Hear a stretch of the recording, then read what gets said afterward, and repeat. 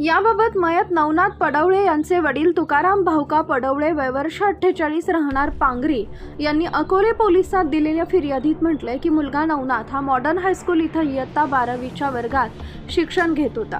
मुलगा नवनाथ यांची पळसुंदे येथील योगेश यशवंत दुटे यांची भाची हिच्यासोबत प्रेम प्रकरण चालू असल्यानं मला 2 महिन्यापूर्वी समजले होते, तेव्हा मी त्याला तू शाळा शिक, दुसरं काही करू नको असं समजावून सांगितलं होतं। त्यानंतर दिनांक 5 रोजी माझे मेहुणे भागा महादू दिगे यांच्या मुलाचा साखरपुडा व हळदीचा कार्यक्रम नागमळा सातेवाडी इथं असल्यानं आम्ही सर्वजण कार्यक्रमाला गेलो होतो।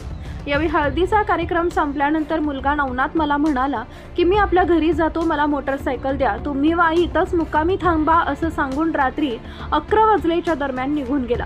त्यानंतर तो दिनांक 5/6 रोजी पहाटे 5:30च्या सुमारास त्याचा प्रेम संबंध असलेल्या मुलीस भेटण्यास पळसुंदे इथं गेला। तिथं त्याला तिचा नातेवाईक योगेश यशवंत दुटे यानं पाहिलं व मुलगा नवनाथ याला पकडून त्याला लाकडी दांडक्यानं जबर मारहाण करून त्याचा खून केला।